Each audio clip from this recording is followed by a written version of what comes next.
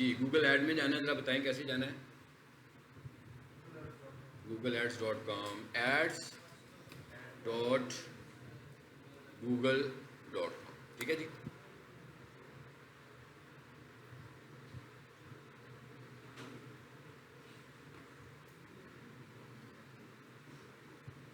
हमने स्टार्ट में जब इंट्रो लिया था तो हमने कहा था कि हम 3 तरह के एड्स हैं जो प्रेफरेबली लगा रहे होते हैं। यहाँ पर सर्च एड्स लगा रहे होते हैं, डिस्प्ले एड्स लगा रहे होते हैं और वीडियो एड्स लगा रहे होते हैं।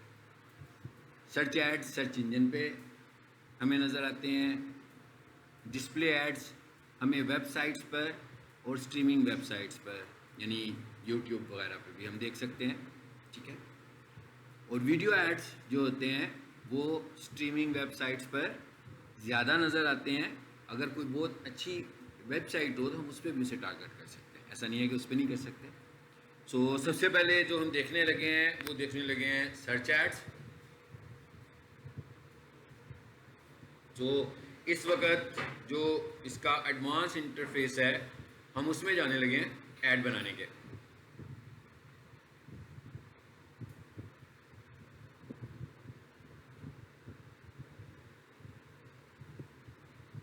सो ये इनका एग्जिस्टिंग अकाउंट है 9400 वाला जिसके ऊपर इनके एड्स चलते हैं, ठीक है। सो इसको मैंने खोल लिया।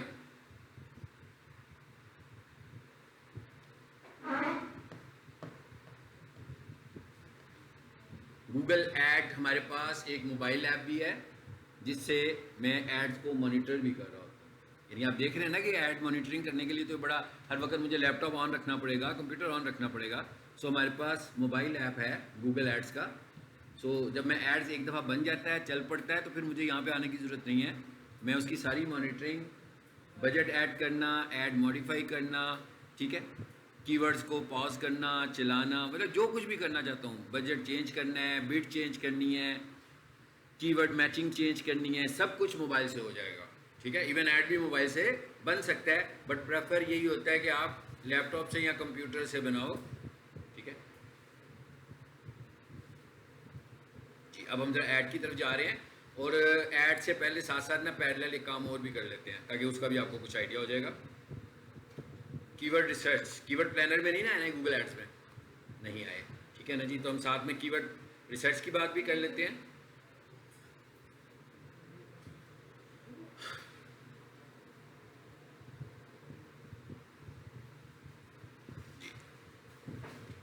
ये हम कीवर्ड प्लानर में आ गए।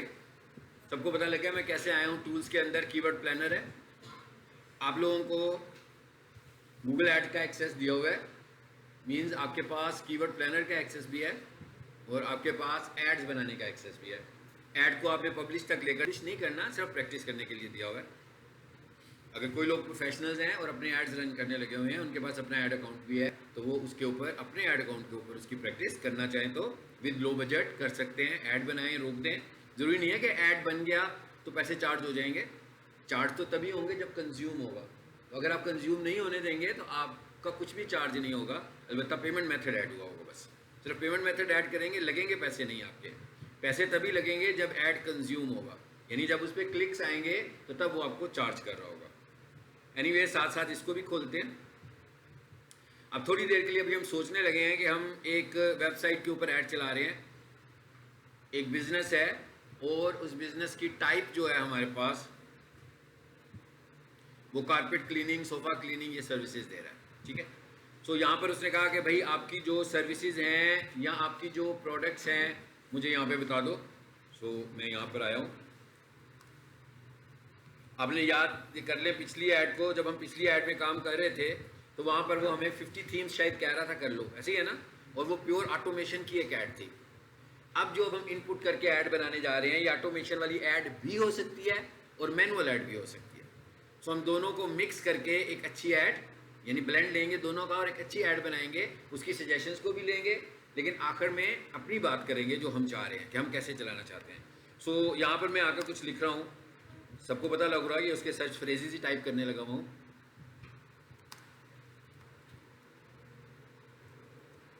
चलिए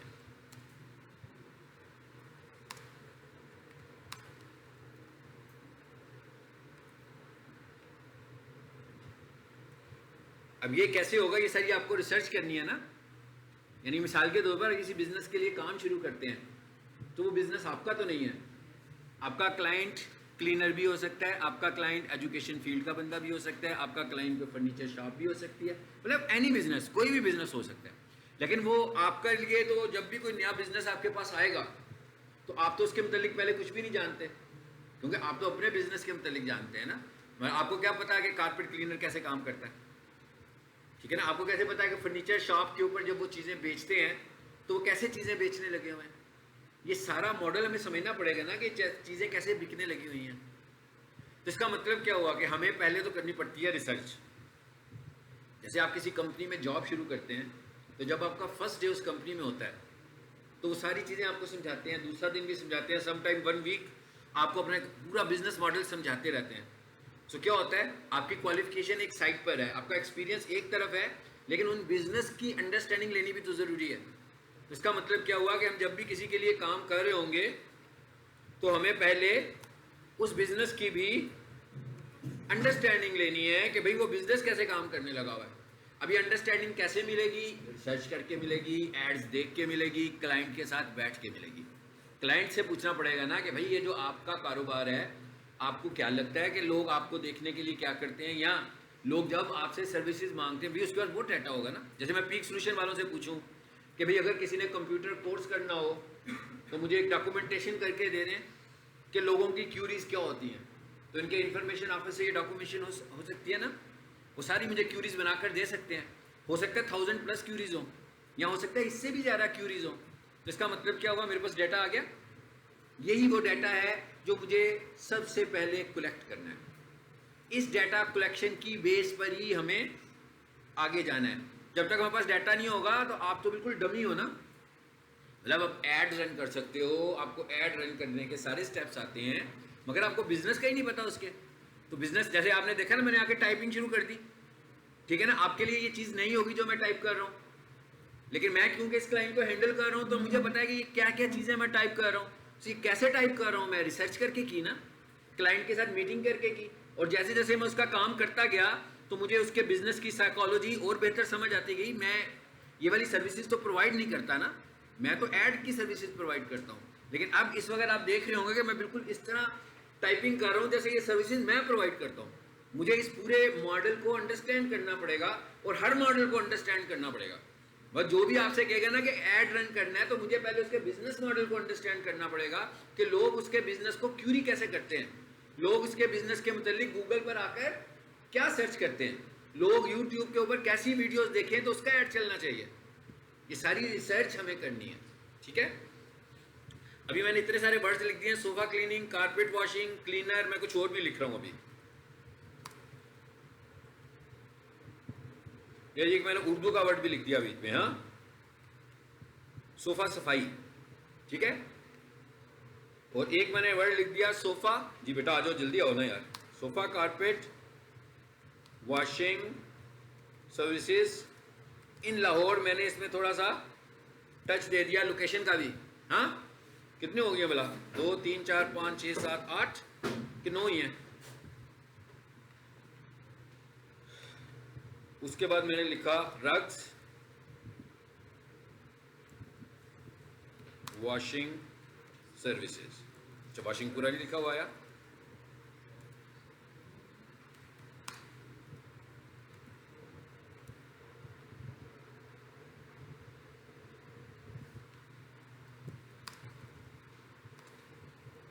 ये भी मैंने लिख दिया भाई, यहां आकर उसने मुझे रोक दिया। हाँ, ये बेसिकली मैं ये प्रैक्टिस इतनी मैनुअल टाइपिंग इसलिए ही कर रहा था कि ये जहाँ पे रोके आपको भी पता लग जाए ये कहाँ पे रोकेगा। उसने क्या बताया आपको, कहता भी मैं आपसे एट द सेम टाइम कितनी सजेशंस ले सकता हूँ। आप ये समझ लो कि मैं एक्चुअली चाह क्या रहा हूँ, मैं किसी का गूगल ऐड रन करना चाह रहा था और मैं ये चाह रहा था कि गूगल से थोड़ी सी सजेशन ले लूँ, मुझे कुछ अंदाज़ा हो जाए कि कौन से कीवर्ड्स हैं जिनकी सर्चेज ज़्यादा हैं और एवरेज उनके ऊपर कॉस्ट क्या आ रही है, ताकि जब मैंने किसी का ऐड रन करना हो तो मुझे पता हो कि ये अच्छे सर्च वॉल्यूम वाले कीवर्ड्स हैं, इन पे ऐड चलाऊंगा तो रिजल्ट आने के चांसेस ज़्यादा हैं। और अगर उनके ऊपर कोई क्लिक करेगा तो उसे एज एन एवरेज उसकी क्या कास्ट आएगी, उसको कितना खर्चा उसके एक क्लिक पर आएगा, ये मैं कुछ गूगल से आइडियाज़ लेने लगा हूँ, इसलिए मैंने ये इनपुट की और ये एक बैच बन गया हमारा। उसके बाद उसने आगे क्या कह रहा है मुझे, कहता है enter site for unrelated keywords. भाई अगर आपकी वेबसाइट अच्छी बनी हुई है जिसमें आपने अपनी प्रोडक्ट को अच्छे तरीके से एक्सप्लेन किया हुआ है, तो कहते हैं ऊपर आपने कीवर्ड्स लिखे, नीचे अपनी वेबसाइट का यूआरएल दे दें। सो मैं आपकी वेबसाइट के यूआरएल से देखूंगा कौन से कीवर्ड्स मैच नहीं करते, उन्हें फिल्टर भी कर दूंगा। अब अगर आपको ये लगे कि आपकी वेबसाइट अच्छी बनी है, आप उसका भी दे सकते हो। अगर आपको ऐसा लगे कि नहीं भाई एक और बंदा है जो बड़ा इन्वेस्ट भी करता है, उसके ऐड भी बड़े चलते हैं, तो क्यों ना मैं उसके कीवर्ड्स को फिल्टर कर लूं, तो ज़्यादा अच्छी बात होगी ना। सो मैं किसी अपने कंपटीटर के फिल्टर्स यहाँ पे टाइप कर देता हूँ, यानी कंपटीटर्स की वेबसाइट का, अपनी वेबसाइट का यूआरएल नहीं दे रहा, हम कहीं पर ऐड नहीं बना रहे हैं, हम कहीं पर ये सेट नहीं कर रहे कि ये मेरा ऐड है, ये मेरी वेबसाइट है। इस वक्त हम क्या सेटिंग्स कर रहे हैं, इस वक्त हम सिर्फ ये सेटिंग करेंगे, हम एक ऐड रन करना चाहते हैं, हमें कुछ अंदाजा चाहिए कि हमें कौन से कीवर्ड्स को इस्तेमाल करना चाहिए और कौन से कीवर्ड्स को इस्तेमाल नहीं करना चाहिए। सो मैं यहाँ पर आया हूँ, यहाँ से ना मैं एक साइट है जो कि बहुत मुख्तलिफ किस्म की सर्विसेज देते हैं, और वो है माहिर, ठीक है। सो हम उसकी साइट को ले लेते हैं। भाई ये भी आपको करना है, कंपटीटर एनालिसिस भी पहले करना पड़ेगा कि कौन लोग हैं जो आपके कंपटीटर्स हैं, ऑनलाइन विजिबल हैं, कौन लोग हैं जो रेगुलरली एड्स भी चलाते हैं, वही है ना आपके कंपटीटर्स।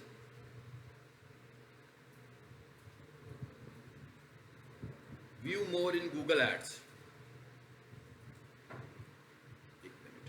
अब आ गया, स्लो आ रहा था जरा, ये आ गया माहिर, और ये उसका पेज भी वही वाला है जो कारपेट क्लीनिंग वाला है, ऐसे ही है ना।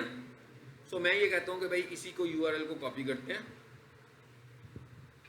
और यहां पर आकर, जहां पर हम रिसर्च वाला प्रोसेस कर रहे थे, यहां पर इसको पेस्ट कर देते हैं। क्या हुआ भाई, नजर नहीं आ रहा? चेयर लो, इधर आ जाओ, आगे आ जाओ यार, आप अपनी चेयर आगे कर ले, कोई इतना लंबा ट्रैवल करेगा वो कुर्सी लेके। मैंने आपसे इसलिए कहा था चेयर्स आगे कर लिया करो ना। हाँ आप भी आगे कर लें ताकि आपको और आए तो वो पीछे एडजस्ट हो जाएगा ना, आपको फायदा भी हो जाएगा, आपको जरा क्लियरली नजर आएंगी चीजें जो करीब बैठे होंगे। चलें जी, हो गया। उसके बाद क्या लिखा हुआ है, language English, region Pakistan. Suppose कर लेते हैं कि मेरा क्लाइंट पूरे पाकिस्तान में सर्विसेज दे रहा है, या सपोज कर लेते हैं मेरा क्लाइंट जो है वो सिर्फ लाहौर में सर्विसेज दे रहा है, तो मुझे पूरे पाकिस्तान की रिसर्च करके तो अच्छा रिजल्ट भी नहीं मिलेगा, वो तो पूरे पाकिस्तान के हिसाब से मुझे सजेशंस देगा, जबकि मैं तो ऐड सिर्फ चलाता हूँ लाहौर के अंदर। तो इसका मतलब क्या हुआ, मुझे यहाँ से अपनी लोकेशन को भी लाहौर कर लेना चाहिए, ठीक है। सो ये रखें, इसकी इतनी सर्चेज आ रही है, मैंने इसको रिमूव किया और यहाँ से हमने कर दिया जी लाहौर, लाहौर लिख दिया हमने और इसको कर दिया सेव। अभी भी ऐड नहीं चल रहा, अभी सिर्फ मैं कीवर्ड्स को थोड़ा सा फिल्टर करने के लिए सारी इंफॉर्मेशन उसको दे रहा हूँ। लाहौर भी हो गया, लैंग्वेज भी हो गई, किस लैंग्वेज में कीवर्ड चाहिए आपको। मोस्टली तो हम इंग्लिश में चाह रहे होंगे, मगर कुछ कंट्रीज ऐसे भी हो सकते हैं जो हमें कहें कि हमें हमारी लैंग्वेज में एड्स चलाने हैं। जैसे सऊदी अरब है, सऊदी अरब में लोग प्रेफर नहीं करते कि इंग्लिश के एड्स चलाएं, अरबिक एड्स चलाते हैं। दुबई में भी लोग अरबिक एड चलाते हैं। इसी तरह कोई जर्मन हो सकता है, कोई फ्रेंच हो सकता है, वो आपसे कह सकता है। तो भाई अब इसके लिए लैंग्वेज सीखनी पड़ेगी ना, तो थोड़ी सी इसके लिए हमें टेक्निकल तरीके से एफर्ट करनी पड़ेगी कि हमें उनके एड्स को देखना है, उनकी रिसर्च करनी है, उनके कीवर्ड्स अगर मैं ट्रांसलेटर से निकालूंगा तो कोई अच्छे कीवर्ड्स नहीं निकलने वाले, क्योंकि गूगल ट्रांसलेटर कोई अच्छी ट्रांसलेशन नहीं करता ह्यूमंस के लिए। इसलिए मैं क्या करूंगा, मैं ये वाली सारी कोऑर्डिनेशन उनसे करूंगा और उनको कुछ सजेशंस दूंगा और मैं उनसे कहूंगा भाई ये मैं 5 कीवर्ड निकाल रहा हूं, अगर आप इनको बदलना चाहते हैं अपनी लैंग्वेज में तो बदल के मुझे दे दें।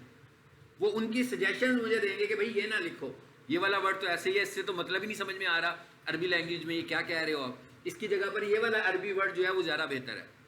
तो क्या हुआ, मुझे क्लाइंट से आइडिया मिल गया। तो हर चीज़ का कोई ना कोई ऑटोमेटेड तरीका हमारे पास मौजूद है कि जो हम कर सकते हैं। इसका मतलब ये नहीं कि अरबी क्लाइंट आया तो को भाई अरबी सीख लो, ठीक है, फ्रेंच क्लाइंट आया तो को भी अब फ्रेंच सीखनी शुरू कर दें, चाइनीज़ क्लाइंट आ गया तो चाइनीज़ सीखनी, ये तो हम काम ही करते रहेंगे भाई, प्रैक्टिस कब करेंगे, सीखने का प्रोसेस ही चलेगा। और सीखने के बाद आप इस काबिल कभी भी नहीं होंगे कि आप उसकी लैंग्वेज को अंडरस्टैंड कर सकें, स्टिल नहीं अंडरस्टैंड कर सकेंगे कि जब तक आप कम्युनिकेट नहीं करेंगे। फिर क्या होगा, जब ये हो जाएगा, जब आप उसका फ्रीक्वेंटली काम करेंगे, जैसे मैंने अभी लिखी है ना फटाफट सर्विसेज, जब आप इतना सारा उसका काम कर लोगे अरबी में तो आपको उसकी अरबी की सर्चेज भी याद हो जाएंगी। बार बार वही सर्चेज कह रहे हैं ना, कीवर्ड जो बना लिया हमने उसके, तो हमें उसके अरबी की सर्चेज भी याद हो जाएंगे। फिर हम कुछ ना कुछ अरबी को उसके पॉइंट से समझना शुरू हो जाएंगे, कुछ ना कुछ जर्मन को उसके पॉइंट से समझना शुरू हो जाएंगे। हमने पूरी लैंग्वेज को नहीं देखना, हमने तो सिर्फ उसके वर्ड्स को देखना है। फिर जब रॉन्ग ट्रिगर्स हो रहे होंगे तो मैं क्या करूंगा, मैं उसको भेजूंगा कि भाई ये आज के दिन में सर्चेज हुई हैं आपकी, ये वाले वर्ड्स आए हैं, आप मुझे बताएंगे इनमें से कोई अनरिलेटेड तो नहीं है आपका। जैसे ही वो मुझे कहेगा ना ये अनरिलेटेड है, तो मैं क्या करूंगा, मैं उसको फौरी तौर पर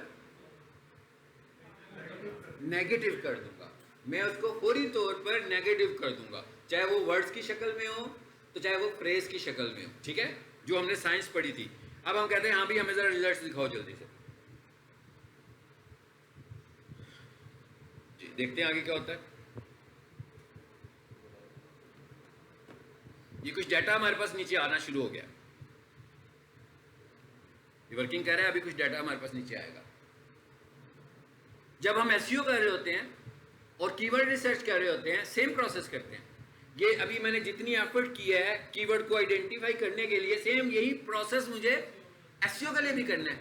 बट अगले फेज में जाकर हमने ये देखना है कि अब हमें एसईओ के कीवर्ड नहीं चाहिए, अब हमें ऐड के कीवर्ड चाहिए। इसका मतलब क्या हुआ कि एसईओ के कीवर्ड्स की कॉस्ट नहीं है, ऐड के कीवर्ड की कॉस्ट है। सो हमने सिर्फ कीवर्ड्स बाय कॉस्ट चेक करने हैं। आगे देखिए कीवर्ड्स आने शुरू हो गए। बड़ा डिफिकल्ट सा इंटरफेस है गूगल का, ये वाला नहीं समझ आता भाई, हाँ इतनी सारी चीजें एक्स्ट्रा भी दिखा रहा होता है। सो हम क्या करते हैं, इसको डाउनलोड कर लेते हैं। इसे हमने पहले तो नहीं किया था प्रीवियस क्लास में, आधे बंदे कह रहे हैं किया था, नहीं गूगल ऐड में, I am talking in Google add class. Google add में यानी अगर किया होगा तो प्रीवियस क्लास में किया होगा, नहीं किया ना, मैं कह रहा हूँ रेपिटेशन भी नहीं होनी चाहिए और मिस भी नहीं होना चाहिए, ठीक है। मतलब जब हम गूगल ऐड पढ़ रहे हैं तो हमें इसे दोबारा से समझना है, क्योंकि गूगल ऐड में देखें ना साइंस बदल गई है, साइंस ही सारी की सारी समझ, कीवर्ड की डेफिनेशन ही बदल गई है। वो मैच टाइप तो एसईओ के इफेक्टिव है ही नहीं है, मैच टाइप तो सिर्फ गूगल के ऐड में चलने लगा हुआ है, वो एसईओ में उसका कोई इफेक्टिवनेस नहीं है, ठीक है। ब्रॉड कीवर्ड, फ्रेज कीवर्ड और वो जो हम पढ़ने एग्जैक्ट कीवर्ड, कोई कॉन्सेप्ट नहीं है। कीवर्ड होना चाहिए भाई सही वाला, समझ आ रहा हो, मीनिंगफुल वर्ड हो तो चल जाएगा आगे से। कॉम्बिनेशन नहीं रहेगा एसईओ में, जैसे भी हमने कहा था ना क्लीनिंग से वर्ड निकाल के कार क्लीनिंग वाले का भी ऐड चल पड़ेगा। एसईओ में कभी ऐसे नहीं होगा। एसईओ में जो आपने फ्रेज दिया हुआ है या तो उसके साथ ट्रिगर करेगा या उसके मीनिंगफुल वर्ड के साथ ट्रिगर करेगा, बस।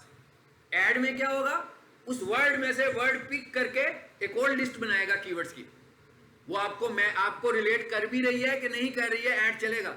इसीलिए तो हमने वो पहले वाला फेज पढ़ा था कि भाई रॉन्ग कीवर्ड्स को मार्क करो और उन्हें नेगेटिव कर दो, ठीक है। चलें जी, ये यहाँ पर मेरा ख्याल है कुछ डाउनलोड हो गया, इसे खोल लेते हैं। मैंने आपको शायद बताया होगा कि जो मैंने डाउनलोड करा था, आपने देखा था दो ऑप्शंस आ रहे थे, एक पे CSV लिखा था और एक पे गूगल शीट लिखा था। CSV मैंने इसलिए किया कि मेरे पास माइक्रोसॉफ्ट एक्सेल है, अगर आप लोगों के पास माइक्रोसॉफ्ट एक्सेल ना हो तो आप गूगल शीट पे क्लिक करें, ठीक है, तो वो डायरेक्टली गूगल शीट में उसे खोल ही देगा। वहाँ पर पहले डाउनलोड करेगा, फिर ओपन शीट का मैसेज आएगा। इसके लिए आपको माइक्रोसॉफ्ट एक्सेल या ऑफिस किसी भी एप्लीकेशन की ज़रूरत नहीं पड़ेगी। ये हमने प्रीवियस क्लास में डिस्कस किया था गूगल डॉक के हवाले से। तो मैंने कहा था गूगल डॉक भी ऑनलाइन अवेलेबल है और गूगल शीट भी ऑनलाइन अवेलेबल है। सो मैं इसे खोल लेता हूँ। ये देखिए, अब आपको मज़ा भी तब आएगा और समझ भी तब आएगी कि आज मैं जितना कराऊँ इसका सब प्रैक्टिकल डेमो करके हैं। आप सबको मैंने ये परमिशन दी है, अकाउंट की परमिशन मैंने सबको दे दी हुई है। इसका मतलब क्या हुआ, सब लोग इस कीवर्ड प्लानर में आ सकते हैं। मेरे लेक्चर को घर जाकर 1-2 दफ़ा सुने और उसके बाद इसका प्रैक्टिकल डेमो करें जितना आपसे हो सकता है, ठीक है। और अभी हमने कोई एक केस स्टडी की है, तो ये कारपेट वॉशिंग की जो की है, तो कुछ अंदाज़ा तो हो गया, तो फिलहाल आप इसी को सपोज कर लें। लेकिन आप अगर रिसर्च नहीं करेंगे तो you are not successful digital marketer, ये ज़हन में रखिएगा। डिजिटल मार्केटिंग कोई कोर्स नहीं है कि आपने पढ़ा, याद किया और सुना दिया, हाँ ऐसे नहीं है भाई। डिजिटल मार्केटिंग 100, चाहे उसके अंदर एसईओ है, चाहे उसके अंदर एसईओ वो है गूगल एड्स है, चाहे उसके अंदर सोशल मीडिया, भाई जितने भी इसके टॉपिक्स है ना, सब के सब रिसर्च बेस्ड है। अगर आप डिजिटल मार्केटर के तौर पर रिसर्च नहीं कर रहे और किसी बुक पे रिलाई कर रहे हैं या अपने ट्रेनर पे रिलाई कर रहे हैं, फिर कोई फायदा नहीं है इसका, आप नहीं कर सकते, ठीक है। मैं लोगों को फेस करके, स्टूडेंट्स को फेस करके मेरे पास इतने सारे सवालों के जवाब हैं, क्लाइंट्स को फेस करके मेरे पास इतने सवालों के जवाब हैं। इतने सवालों के जवाब किसी किताब में नहीं लिखे हुए। ये तो स्टूडेंट्स के साथ काम पढ़ाता हूँ, इतनी सारी तादाद होती है, मुख्तलिफ किस्म के लोग होते हैं, some time professional, some time students, फिर उसके बाद क्लाइंट्स जिनके एड्स रन करता हूँ, उनकी क्यूरीज, उनके मसाइल, उससे इंसान सीखता है ना। तो ये क्या मतलब हुआ, रिसर्च हो रही है ना, ये सारी काम होने लगा हुआ है, काम किए बगैर नहीं सीख सकते। अगर आप में से कोई बंदा समझ रहा हो कि कोर्स बड़ा अच्छा पढ़ लिया तो सीख लिया, ऐसा बिल्कुल नहीं होगा। इस कोर्स में डिजिटल मार्केटिंग में आपको बहुत ज़्यादा रिसर्च करने की ज़रूरत है। तो इसका मतलब आप घर में जाएं, तो अभी तो हम केस स्टडी कर रहे हैं सोफा क्लीनिंग की, आप चाहें तो पीक सॉल्यूशन के हवाले से कोई केस स्टडी करें, किसी फर्नीचर शॉप की केस स्टडी करें, किसी ब्यूटी पार्लर की केस स्टडी करें, किसी इलेक्ट्रॉनिक्स शॉप की केस स्टडी। भाई कितने बिजनेस मॉडल्स हैं, कोई भी बिजनेस मॉडल अपने जहन में लाएं और आप सपोज करेंगे आपको इसका ऐड रन करना है, तो सबसे पहले तो उसके सर्चेज लिखकर देखें किसका ऐड नजर कहाँ पे आ रहा है, तो सारी उसकी केस स्टडी करें, उसके कंपटीटर्स फाइंड करें, किसी एक को पकड़ लें कि ये आपका क्लाइंट है और उसके लिए एक डमी प्रैक्टिस कर लें, ताकि आपको कुछ समझ में आए कि आप कर क्या रहे हो, किस डायरेक्शन में जा रहे हो। दीज आर नॉट कमांड्स कि मैं आपको कोई कमांड्स पढ़ा रहा हूँ, आप मुझसे कमांड सीख रहे हैं, आपने वो कमांड्स प्ले कर ली। ऐसा नहीं है कि गूगल ऐड में गए, प्लानर में गए, कीवर्ड प्लानर में गए, टाइप किया, डाउनलोड किया, लो भी जबरदस्त एक्सपर्ट हो गए आप, ऐसे नहीं होना। समझने वाली चीजें वो हैं जो इसके बीच में होने लगी हुई हैं। मैं कहा वो चीजें समझने वाली हैं जो इसके बीच में हो रही हैं, और ये सब चीजें रिसर्च बेस्ड हैं। इनमें से कोई भी चीज ऐसी कैलकुलेटेड नहीं है, पहले से चलने वाली कोई चीज नहीं है। मैं आज क्लाइंट्स के लिए काम करता हूँ, इतने सालों से काम कर रहा हूँ, 2012 से काम कर रहा हूँ, लेकिन आज भी बहुत सारी क्यूरीज ऐसी आती हैं जो मेरे पास क्लाइंट की तरफ से पहली दफा आती है। इसका मतलब क्या होता है, मुझे उसको भी रिजॉल्व करना होता है। बहुत सारी क्यूरीज ऐसी होती हैं जो कि कंटिन्यूस होती है ना, जैसे आप कोई सवाल पूछें, फिर मैं आगे पढ़ाऊँ, वही सवाल कोई और स्टूडेंट पूछ ले, तो ये तो कंटिन्यूस चीजें आ रही हैं। ऐसा भी हो सकता है कि कोई ऐसा क्वेश्चन मुझसे पूछे जो उसने आज मुझसे पहली दफा पूछा हो, तो आपको उसका आंसर भी करना है, आपको उसे रिजॉल्व करना है, उसके उस इशू को रिजॉल्व करना है, अगर वो रिजॉल्वेबल है तो। ठीक है, चलें जी, अब यहां पर आ जाते हैं, और ये हमारे पास बड़ी बहुत सारा डाटा आ गया है ना। विले बंदे का काम है ऐसी है ना, पता लग गया होगा कि बंदा फारग होना चाहिए फिर ये काम कर सकता है। ये टाइम पास टाइम नहीं है, टाइम पास नहीं है कि सर ने घंटा बढ़ाया, हम 20 मिनट लैब करते हैं तो ज़बरदस्त हो गया।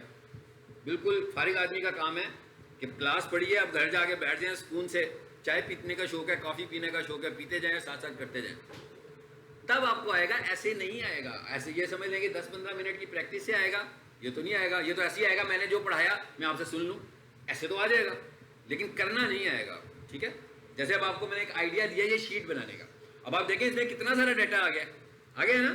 क्या भाई ये क्या डाटा है, कुछ समझ में नहीं आ रही है, रश लगा हुआ है, इतना बड़ा टेबुलर डाटा आ गया, इसको पहले तो फिल्टर करना पड़ेगा ना कि क्या मुझसे रिलेट कर रहा है, क्या मुझसे रिलेट नहीं कर रहा। जरा इसको जल्दी करते हैं जी, थोड़ा सा मैंने इसका जूम बड़ा करने की कोशिश की थी, फिर एक दो और कर लेता हूँ भाई। कोशिश करते हैं कि कुछ थोड़ा सा गूगल ऐड को भी टच करें इसे कंप्लीट करने के बाद। ठीक है जी, सबसे पहले नंबर पर आ रहा है जी कीवर्ड। मेरा ख्याल है सबको पता है इसका क्या मतलब है। भाई जो कीवर्ड्स आपने उसको दिए थे, उससे उसने निकाल कर दिए आपको कुछ कीवर्ड्स, आपने उसे जो दिए थे दीज आर आइडियाज, उसने आपको जो निकाल कर दिए कुछ सजेशंस दिए। वो जो हमने उसको इनपुट की थी, हम उसे कह सकते हैं कि हमने उसे सीड्स दिए थे। ठीक है, हमने उसे थीम्स दिए थे, हमने उसे आइडियाज दिए थे, तो उसने अब हमें कुछ वर्किंग करके दी है। तो सबसे पहले तो आ रहा है करेंसी, एड रन कर रहे हैं, करेंसी की वर्थ है, रखना है तो रख रहे हैं, नहीं तो मुझे पता है कि भाई मैंने तो पाक रुपीज ही चूज किया था, तो पाक रुपीज, ये जितने भी पैसे आगे आ रहे होंगे वो किस में आ रहे होंगे, पाक रुपीज में आ रहे होंगे। ओके, उसके बाद दूसरे नंबर पर एक कॉलम आ रहा है जी, वो कौन सा है, एवरेज मंथली सर्चेस। यही चाहते थे ना हम, हमें पता लग जाएगा भाई कौन से अच्छे कीवर्ड्स हैं, मैं किन पर ऐड चलाऊं। भाई इतना बजट नहीं है, मेरे क्लाइंट ने मुझे दिए 500 रुपए डेली के लिए। ठीक है, इस लिस्ट को देखें कितनी है, 722 कीवर्ड्स निकाले हैं उसने। इसका मतलब ये नहीं है कि सब ठीक है भाई, ये मैं अब यहाँ पर बैठा हूँ इनको ठीक करने के लिए। हो सकता है कि इन 722 में से मैं 10-12 निकालूं और उन 10-12 में से 4-5 टारगेट करूं। ये प्रोसेस, इस प्रोसेस को हम कॉल करें कीवर्ड रिसर्च। ये कब होगा, जब मुझे भी कुछ थोड़ा सा कारपेट वॉश करना आएगा, है ना, थोड़ा सा समझना पड़ेगा ना भाई कारपेट वॉशिंग का मॉडल। जब तक मैं समझूंगा नहीं मुझे कारपेट वॉशिंग कैसे करते हैं और क्लाइंट कैसे काम करने लगा हुआ है, मुझे जब तक पी सॉल्यूशन का मॉडल समझ में नहीं आएगा, जब तक मुझे फर्नीचर शॉप का मॉडल समझ में नहीं आएगा कि भाई उसके पास कौन कौन सी चीज़ें हैं, डाइनिंग टेबल कैसे बेचता है, लोग डाइनिंग टेबल की क्या क्यूरीज कर सकते हैं, कौन सी क्यूरी अच्छी है, कौन सी क्यूरी ज़्यादा वर्थफुल नहीं है, ये पूरे का पूरा बिजनेस मुझे समझना पड़ेगा। इसी वजह से आप थोड़ी देर, साल 2 साल जब काम करते हो तो आप इस फील्ड में काफ़ी इंटेलेक्चुअल हो जाते हैं। अगर आप काम करें तो फिर आपको बहुत सारे बिजनेस आइडियाज़ भी मिल जाते हैं। लेकिन अगर आप कहेंगे भाई गूगल ऐड तो बहुत अच्छा आता है, बिडिंग कर दूंगा मैं, मगर मुझे ये नहीं पता कारपेट वॉशिंग कैसे होनी है, ठीक है, समझनी पड़ेगी। जिमी साहब अटेंडेंस ले लें जल्दी से।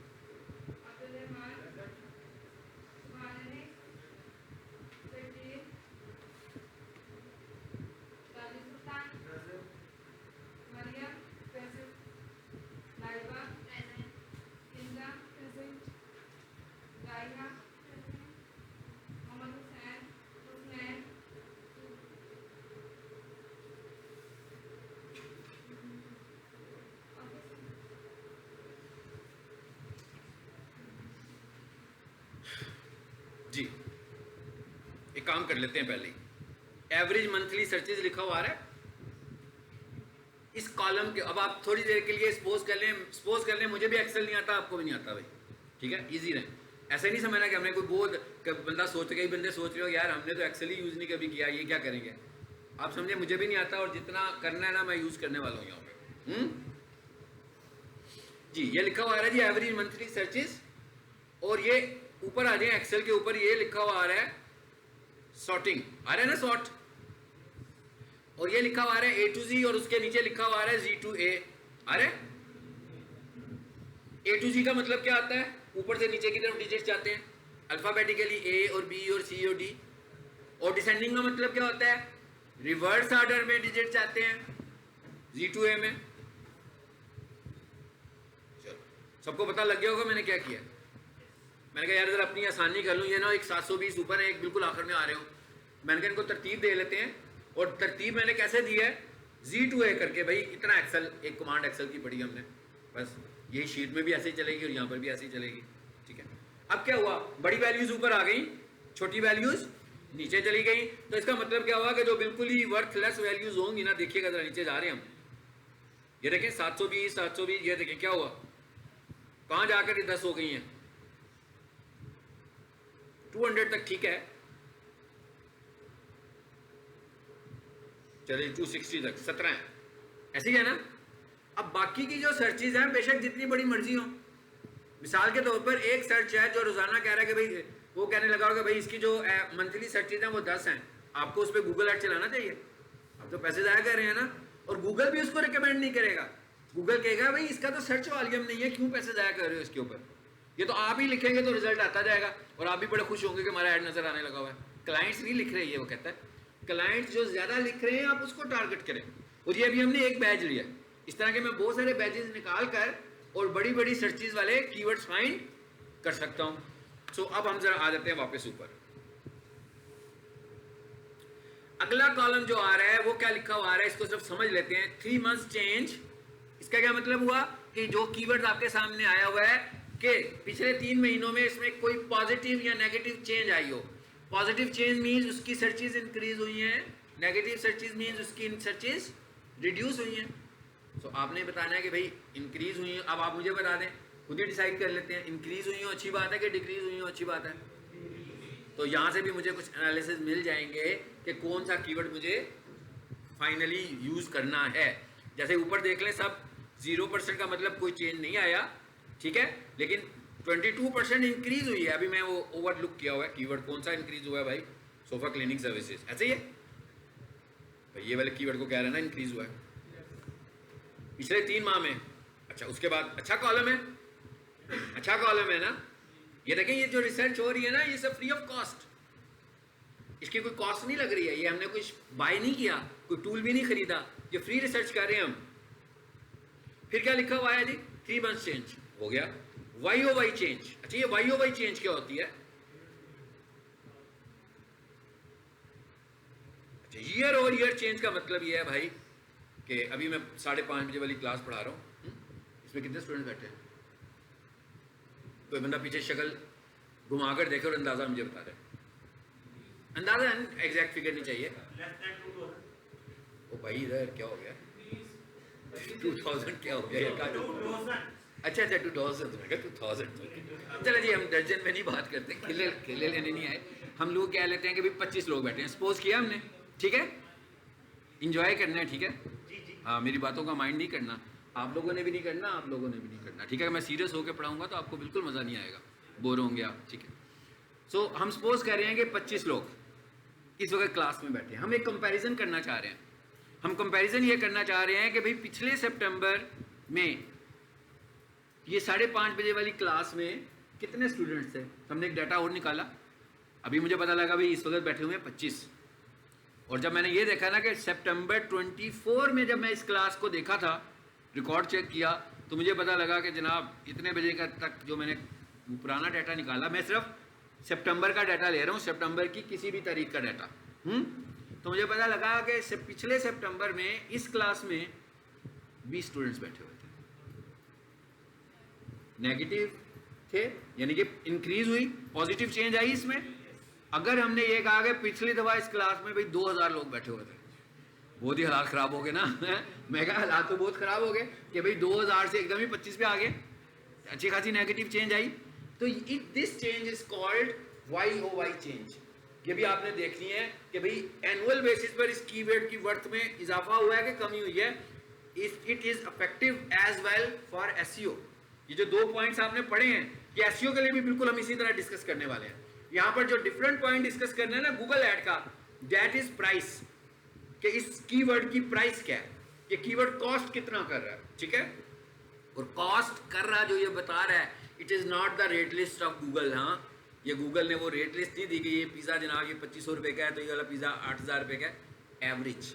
मैं क्या वो एवरेज कॉस्ट दे रहा है, क्योंकि ये पीक आवर्स और नॉन पीक आवर्स में ऐड की बिडिंग बिल्कुल डिफरेंट हो जाती है, तो इसलिए वो एक प्राइस दे ही नहीं सकता कभी भी।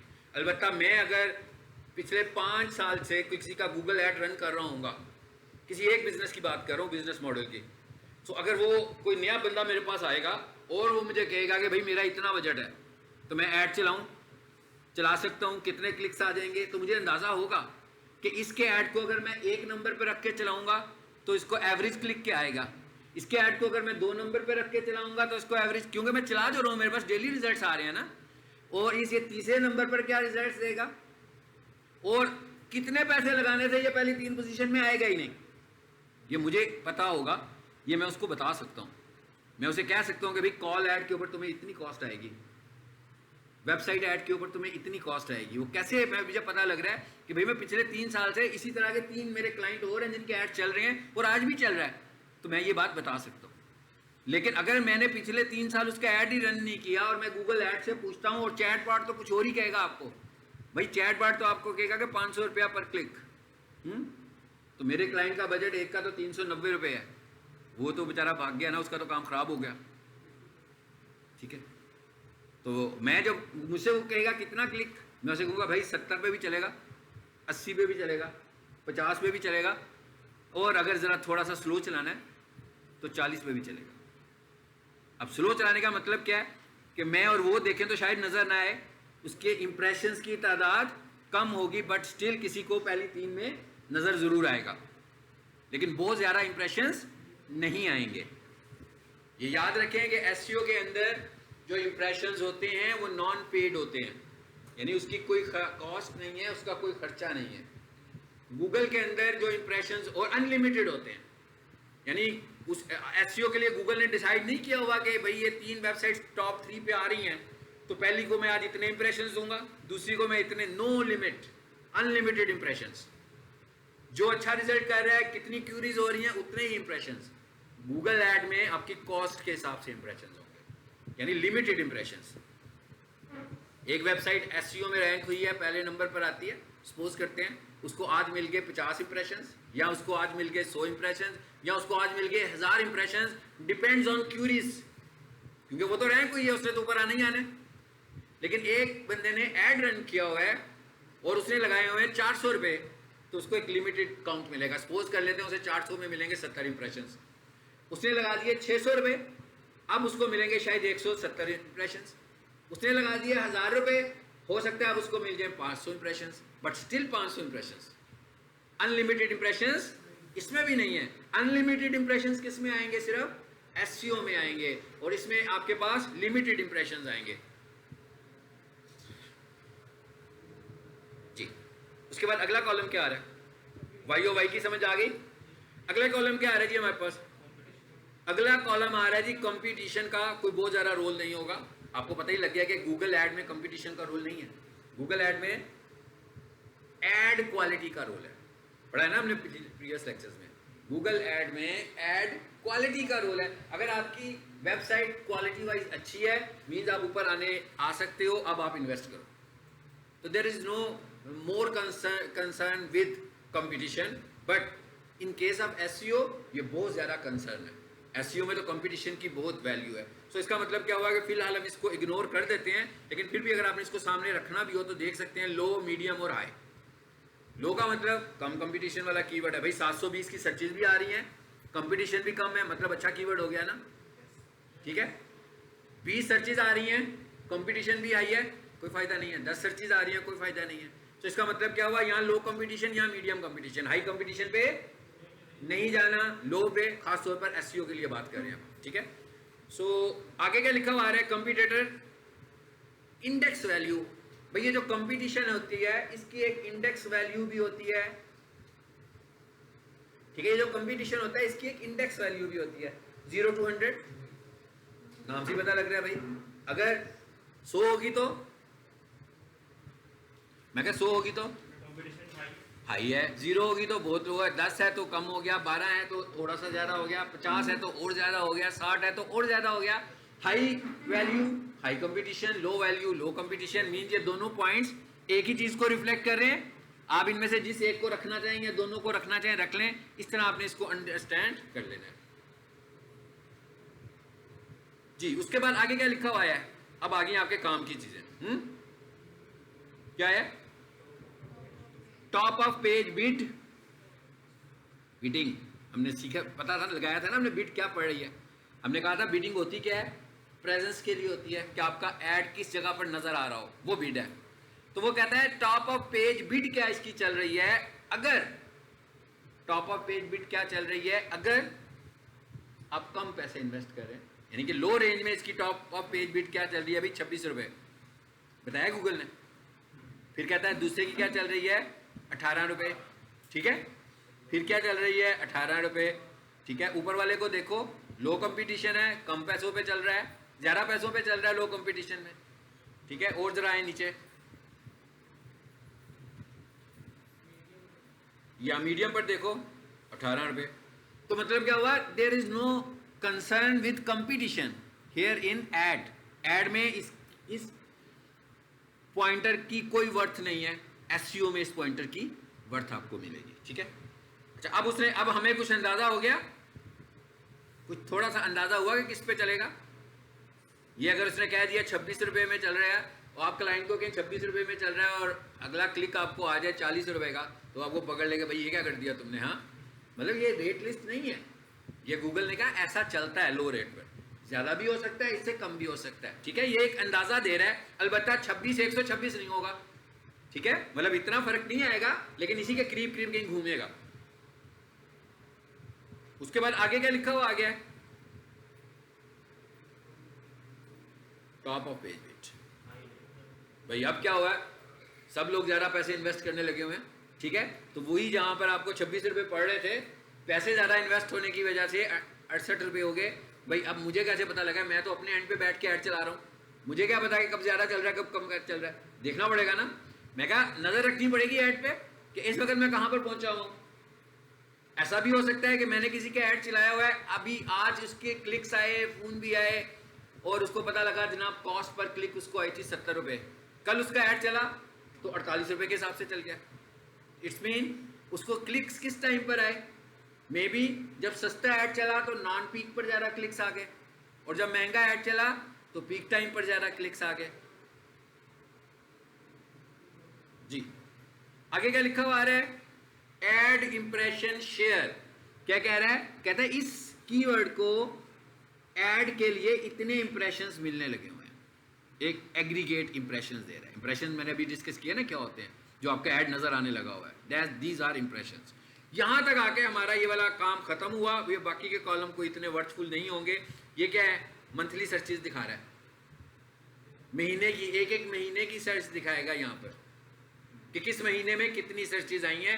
ये किसी एक महीने में ये दिखा रहा है 720, किसी एक महीने में 1000, 1900, फिर 480 हो गई हैं, फिर 390 हो गई हैं, मुख्तलिफ दिखाने लगा हुआ है किन किन मंथ्स में कैसा डाटा है।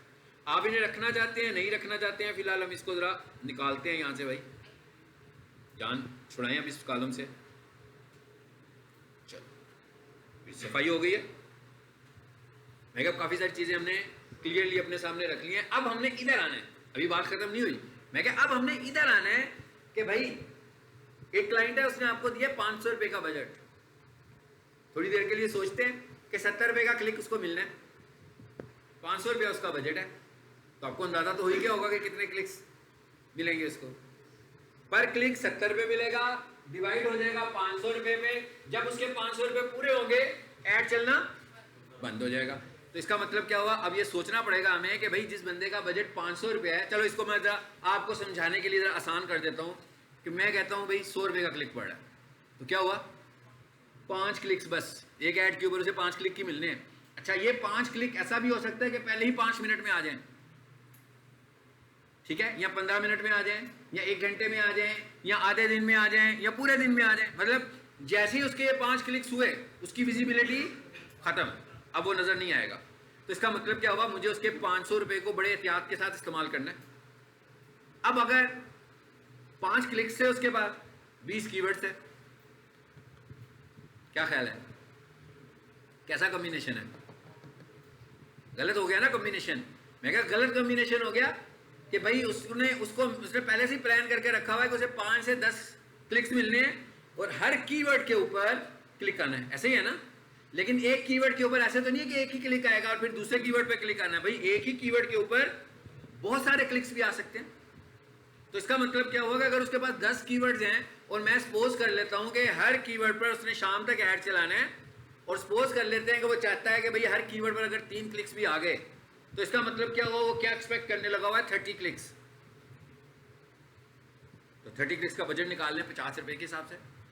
चलिए हम 100 की नहीं अब बात करते, बढ़ गया ना बजट। अब हम क्या करेंगे? हम कहेंगे नहीं भाई हम यूं करते हैं, अब ऐड रन हो रहा है ना एक बंदे का, ठीक है, लेकिन एक बंदा नया आया बिजनेस में, एक बंदा पुराना है। पुराना बंदा जो है उसकी वेबसाइट भी है, उसकी वेबसाइट रैंक भी होती है, वो कहीं ना कहीं ऐड भी चलाता है। जो नया बंदा आया है वो अपनी वेबसाइट बना रहा है, बन गई, रैंक तो नहीं हो रही, अभी तो टाइम लगेगा भाई, 3 महीने 4 महीने 6 महीने साल, उस वक्त तक तो उसकी वेबसाइट ऊपर आना ही नहीं है। अब उसके पास क्या ऑप्शन रह गया? गूगल ऐड के अलावा कोई भी ऑप्शन नहीं रह गया। तो इसका मतलब कि वो ऐड चलाएगा, बजट उसका कम है। उसने कहा कि भाई मेरे बिजनेस को सर्च करने के लिए, मिसाल के तौर पर जैसे मैं डिजिटल मार्केटर हूं, मैं कहता हूं भाई मेरे बिजनेस को सर्च करने के लिए मुझे पता है कि कोई बंदा लिखेगा ना एसईओ एक्सपर्ट नियर मी या एसईओ एक्सपर्ट इन लाहौर, तो मुझे अगर दिन में 2-3 कॉल्स आ गई इसकी, तो इसका मतलब है अगर मेरी उससे मीटिंग बैठ गई तो मैं उससे बिजनेस ले सकता हूँ। तो इसका मतलब क्या हुआ? एक टॉप कीवर्ड क्या हो गया?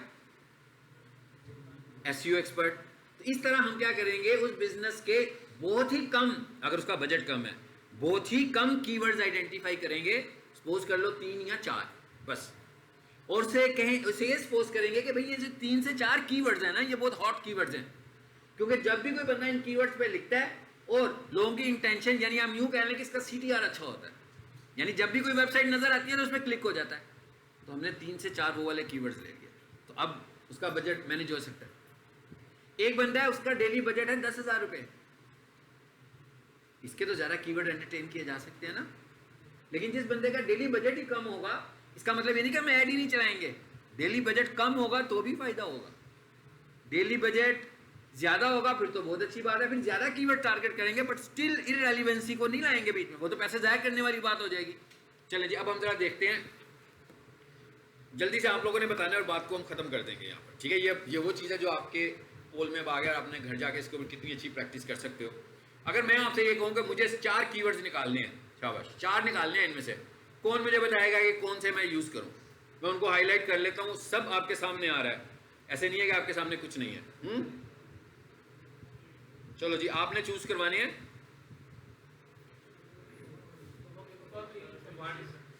जी अच्छा जी, पहले 5 करने हैं ना हमने, मैंने 4 बोले हैं, चलो जी 4 करने हैं। सो पहला ले लें, चलो जी पहला ले लिया। और सोफा क्लीनिंग आ गया, फिर आगे बताएं। सोफा वॉशिंग कहां पर है जी? ये, चलो जी इसको भी हमने हाईलाइट कर दिया। चलो जी 2 हो गए, फिर चलें। काउच क्लीनिंग सर्विस कितने हैं भाई? अच्छे ही सर्चिज है ना, 720 सर्चिज आ रही हैं इसकी भी, इसको भी पिक कर लें। नीचे चलें, ऊपर ऊपर ही सारा करते जा रहे हैं। हाँ पहले मुझे ये बताएंगे जो 19th नंबर पर, चलें अब हमने 5 करने थे ना, ठीक है 4 करने थे, तो हमने कहा भाई यूं करते हैं, थोड़ी सी शॉर्ट लिस्ट और कर लेते हैं, क्या ख्याल है? क्या करने लगा हूं मैं इन सारों को ही रिमूव करने लगा हूं भाई, पैसे कम है ऑलरेडी इतने ज़्यादा, ताकि सही कीवर्ड तो सिलेक्ट हो ना, ये ना हो कि कोई 20 सर्चिज वाला हम फाइंड कर लें। चलो अब हमने ये कर दिया। अब देखें जी, काउच इनका कीवर्ड होता है, कारपेट क्लीन भी लिखा हुआ आ रहा है। अब आप देखें, अब हमें और क्या करना चाहिए। कितने हो चुके हुए हैं? 3। कितने रह गए? 3 कर लिए। पहला लिखा सोफा क्लीनिंग, दूसरा लिखा सोफा वॉशिंग, फिर लिख दिया काउच क्लीनिंग। सोफे के इर्द गिर्द घूम जा रहे हैं। हाँ कारपेट क्लीनिंग, कारपेट क्लीनिंग, ये कितना अच्छा कीवर्ड है ना, है ना? ऐसे लगा किसी पागल ने लिखा हुआ है ना, नॉर्मल बंदे ने कोई बंदा नॉर्मल बंदा ये लिख सकता है क्लीनिंग कारपेट क्लीनिंग?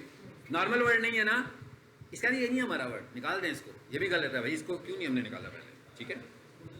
इसके ऊपर अगर 1000 सर्चेस भी होती तो ये भी गलत था, यानी ये तो कोई नहीं लिखेगा, नॉर्मल बंदा तो नहीं लिखेगा ना carpet cleaning carpet cleaning carpet cleaning, भाई लिखी जा रहा है, क्या हो गया इसको?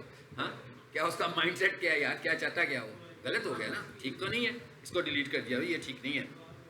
अच्छा आप ऊपर है ना, जरा ऊपर देखें, 720 ज्यादा इंपॉर्टेंट है 500 की निस्बत, लेकिन ऐसा नहीं है कि सिर्फ सोफा क्लीनर ही करना है भाई, लोग कारपेट क्लीन भी करवाते हैं और सोफा क्लीन भी करवाते हैं। तो अब हम जरा अगली फील्ड में किसको देखें, कारपेट को, जरा ऊपर देखें कारपेट कहाँ है। ओके वो 500 की रेंज में आ रहे हैं, ठीक हो गया। अब जब देखते हैं कारपेट कहाँ है, कहाँ, ये एक हमें मिल गया कारपेट क्लीनिंग। अब आप क्या करोगे वाला, carpet cleaning is not bad, तो अब आपको क्या करनी है, एक रिसर्च और करनी है जिसमें आप कारपेट क्लीनिंग को फोकस करके एक बैच बनाओ छोटा सा, बेशक 5-6 उसे थीम्स दो, और उसे को मुझे कारपेट क्लीनिंग के वर्ड्स निकाल कर दो, और वो जो आपको कारपेट क्लीनिंग के निकाल कर दे उसको इस कारपेट क्लीनिंग से कंपेयर करें, अगर उसकी सर्चेस ज़्यादा हो जाएं तो आप कारपेट क्लीनिंग की वो वाला थीम इस्तेमाल करें। चलो जी इसको भी यूज कर लें, कारपेट क्लीन नहीं करना, चलो जी हम कह रहे हैं नहीं करना यहाँ से, तो इसका मतलब क्या हुआ कि इस लिस्ट में हमने कारपेट क्लीनिंग को ज़रा फोकस नहीं किया भाई। अगर बार बार करने के बाद भी नहीं आ रहा तो एक और सर्च टर्म फाइंड कीजिएगा, sofa carpet washing, carpet washing services, यानी ये अभी हमने रिसर्च पूरी नहीं हुई है ना, अभी हमने क्या निकाल लिए हैं कीवर्ड्स, सपोज कर लो सोफा क्लीनिंग निकाल लिया, सोफा वॉशिंग निकाल लिया और काउच क्लीनिंग निकाल लिया, अभी हमने और कीवर्ड्स भी निकालने हैं। मेरा एक क्लाइंट है, जब रमज़ान आता है तो वो मुझे कहता है कि आप मेरा कीवर्ड ऐड कर दो मास्क ड्रग्स वॉशिंग, ठीक है? मस्जिद की दरियाँ होती है ना भाई, रोज़ों में तरावियाँ वगैरह होती हैं, हाँ, तो वो कहते हैं कि मस्जिद में से कॉल आती है कि भाई ये दरियाँ साफ़ करवानी है हम लोगों ने। अच्छा उसको हम ऐड तो कर देते हैं उसके कहने पर, बट इसका जो सर्च वॉल्यूम है वो इंतहाई वीक है, बट स्टिल क्लाइंट कहता है कि कर दो, तो हम ये कर भी देते हैं, और इस तरह की कोई सर्च कभी नहीं आई। हो सकता है कि ये वाली सर्च भी जो आती हो वो सोफा वॉशिंग लिख के ही आती हो, कि उसको पता है कि ये जो सर्विस प्रोवाइडर है वो सोफा वॉश करता है, वो कारपेट क्लीन करता है, वो लिखेगा और कॉल करेगा कि जनाब मस्जिद में आकर आपने ना दरियाँ साफ करनी है, यानी ये वाली सर्विस मांग रहा है वो आपसे, बट स्टिल वो इसको फाइंड नहीं कर रहा, इसको ढूंढ नहीं रहा, तो इसका सर्च वॉल्यूम बहुत वीक है। तो जब आप कीवर्ड्स फाइंड करोगे तो कीवर्ड्स जब आएंगे आपके पास ऐड में तो वो दिखा भी रहा होगा कि ये वीक कीवर्ड है, इसको यूज ना करो, इससे आप अपने पैसे जाया कर रहे हैं, ये एलिजिबल नहीं है ऐड चलाने के लिए। एलिजिबल क्यों नहीं है कि इसके ऊपर सर्चेस बहुत ज़्यादा कम है भाई, इसके ऊपर बहुत ज़्यादा आप लोगों को मेहनत करने की ज़रूरत है, वर्किंग करने की ज़रूरत है। और जो क्लासरूम में कंट्रीब्यूट करते हैं मुझे बहुत अच्छा लगता है, सही करते हैं या गलत करते हैं, कंट्रीब्यूट करने वाले मुझे बहुत अच्छे लगते हैं स्टूडेंट्स। इसका मतलब होता है कि दे आर सीरियस। और जो खामोश बैठे रहते हैं ना, तमाशाई बन के भी तो बैठे हैं कई स्टूडेंट्स ना, तो वो ज़रा अच्छे स्टूडेंट्स नहीं होते, तमाशाई नहीं बनना। देखिए अगर आप कंट्रीब्यूट करेंगे, पार्टिसिपेट करेंगे ना, तो ऐसा आपको लगेगा कि हम क्या सीख रहे हैं। वो सही करेंगे तो अच्छी बात हो जाएगी, नहीं भी करेंगे तो आपका कॉन्सेप्ट एकदम बहुत ज़्यादा स्ट्रांग होगा। जो वीक कॉन्सेप्ट है जिसकी वजह से आपने वो क्वेश्चन किया है, तो आपका वो कॉन्सेप्ट स्ट्रांग होगा। सो क्वेश्चन करने से बिल्कुल हेजिटेट नहीं करना चाहिए, रिस्पॉन्स करने से बिल्कुल हेजिटेट नहीं करना चाहिए, बट टू द पॉइंट रहना बहुत ज़रूरी है। ठीक है, जब हम टू द पॉइंट रहकर क्वेश्चन आंसर्स करते हैं तो हमारे कॉन्सेप्ट स्ट्रांग होते हैं। चलिए जी, अब यहाँ पर ये बात रुक गई आज।